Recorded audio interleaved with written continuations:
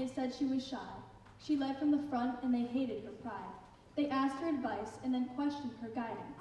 They branded her loud, then were shocked by her silence. When she shared no ambition, they said it was sad, so she told them her dreams, and they said she was mad. They told her they'd listen, then covered their ears, and gave her a hug while they laughed at her fears. And she listened to all of it, thinking she should be the girl they told her to be best as she could. But one day, she asked what was best for herself, instead of trying to please everyone else. So she walked to the forest and stood with the trees. She heard the wind whisper and danced with the leaves. She spoke to the willow, the elm, and the pine, and she told them what she'd been told time after time. She told them she felt she was never enough. She was either too little or far, far too much. Too loud or too quiet, too fierce or too weak, too wise or too foolish, too bold or too meek. Then she found a small clearing, surrounded by firs, and she stopped, and she heard what the trees said to her. And she sat there for hours, not wanting to leave, for the forest said nothing, it just let her breathe.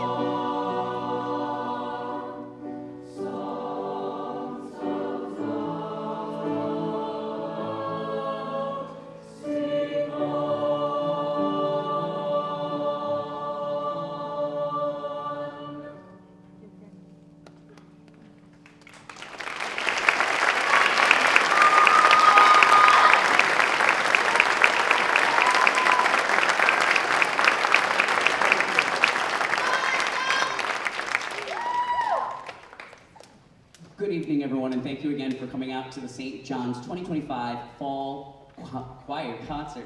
I'd like to take a moment to thank a couple of individuals/groups for their contributions this evening. I'd like to give a special thank you to the St. John's Public Schools School Board, our high school administration, Principal Davison, Assistant Principal Ballard, Mrs. Schroeder, Mrs. McElroy, and Mrs. McCassell. I'd like to give a thank you to our middle school administration, Principal Hallett, Assistant Principal Mattice, Mrs. Tabor, and Mrs. Cloa. I'd like to thank my music and theater colleagues, including Mr. Davis, Ms. Parker, Mr. Scholes, Mr. Palmer, Mrs. Watts, Mr. Smith, Mr. Keathouse, Mrs. Flynn, and Mr. Thalen. I'd like to give a thank you to Miss Mary Lukes, our uniform coordinator. I'd like to thank our guest percussionist this evening, Mr. Erickson Humpnagel.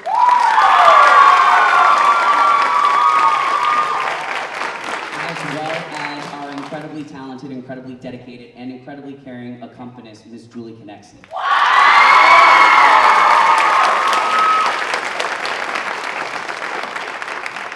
Last but not least, I'd like to thank all of you, friends, family, community members. Thank you again for coming out and supporting the arts. Arts are important in our world. It's a way that we bond with one another, even when we don't come from the same places, the same backgrounds. So I very much appreciate everyone coming out and participating, even if you're an audience member, participating in this evening's concert. I hope you enjoy our final selection for the evening, Wade in the Water, arranged by Dan Davison.